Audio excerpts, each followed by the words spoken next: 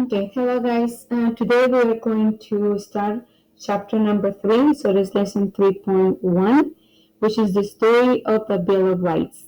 The objective of this lesson is the student will be able to pay active attention to dive in order to learn information about key ideas by using a new vocabulary and academic words. The Constitution, guys, and the Bill of Rights are two of the most important documents in American history, and we're going to talk about this during the whole chapter. And another stories, very important stories that you guys need to know. We have a new vocabulary, and the first one is amend, means to change a text to make it more fair or accurate. The Bill of Rights was the document created to add the first 10 amendments to the Constitution. The Constitution was a document outlining the government for the United States. The founding fathers wrote it in 1787. James Madison was the fourth president of the United States. He helped to write the Constitution and he wrote the amendments that later became the Bill of Rights. And ratify means to approve, sign, or formally agreed to. So what are we going to do here on this page?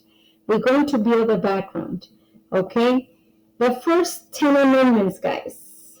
All you citizens have certain rights and freedoms. What are those freedoms? And what are those, rights? So where do they come from? So we're going to build, a background. We're going to watch the anchor video again, or for the first time. So we're going to listen closely and complete the outline with the following names and terms. Amend, Bill of Rights, Constitution, James Madison, and ratify. I already did it, for you guys. So I wanted you guys to screenshot it or just, freeze the screen so you guys will be able to do it. So for me, the most important thing right now, it is to show you, okay, the video that we're going to watch right now. Okay, so once I have this, I'm going to play the video. Okay, so I'm going to make it bigger and I'm going to play it for you guys. The first 10 amendments. In 1787, America was a new nation that had recently won its independence from Great Britain. The Founding Fathers wrote the Constitution to create a new government. It was then sent to all 13 states to ratify or approve. The new Constitution created a strong central government. Some leaders worried that it did not protect individual freedoms. But at this stage, no state could amend or change the Constitution. Each one could only say yes or no. By 1790, all 13 states had ratified the Constitution. During this time, James Madison was working on a Bill of Rights designed to protect the freedoms of individual citizens. Eventually, states approved 10 amendments that changed the Constitution. All 10 amendments in the Bill of Rights are framed as limits on the central government. They're nearly all written in negative terms. Congress shall make no law. Congress shall not. Instead of making promises, they set boundaries. Right at the start, the First Amendment includes 5 freedoms: freedom of religion, speech, press, assembly, and petition. Next comes the Second Amendment, with its well-regulated militia or the right to keep and bear arms. The Third Amendment is entirely devoted to protecting you from having government troops take up residence in your home. Can you imagine having soldiers coming in to raid your refrigerator at 3 in the morning? The Fourth Amendment secures our freedom from unreasonable search and seizure. The fifth protects you from being tried twice for the same charge, or from being forced to testify against yourself. That's the familiar right to remain silent, the one we invoke when we plead the fifth. The Sixth Amendment ensures a fair trial in criminal cases, speedy and public, and with a lawyer. The seventh guarantees a jury trial in many civil cases. The Eighth Amendment protects against cruel and unusual punishment.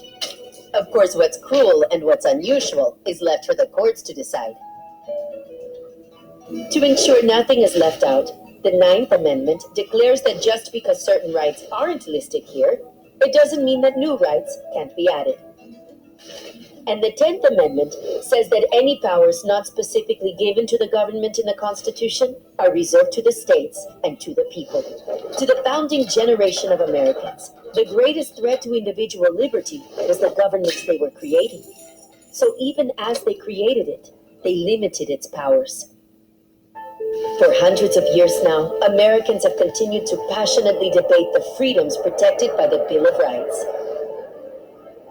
What's remarkable is that it has stayed intact as the cornerstone of democracy in the United States for more than 200 years.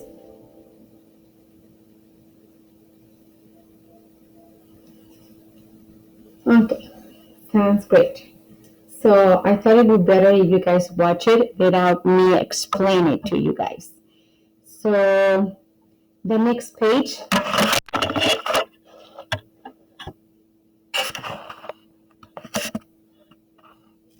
Okay, we're going to discuss the media. Okay, so we're going to record, two facts of the video that you learned that you caught your attention. So for me, okay, personally, for me, it's one interesting, fact that it stood out for me in the video. It was the phrase "plead the fifth." What is the plead the fifth? It comes from the Fifth Amendment and the Bill of Rights. That is, remind what?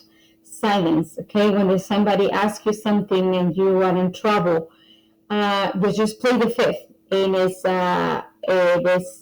accurate, until now still. So I was intrigued to learn from the video that the First Amendment actually includes 5 different freedoms. So I'm not going to explain to you that part. Why? Because I wanted you guys to go back and, and discuss that. And here is a share of fact that you learned that caught your attention with 2 classmates. Obviously, you guys can't do that right now.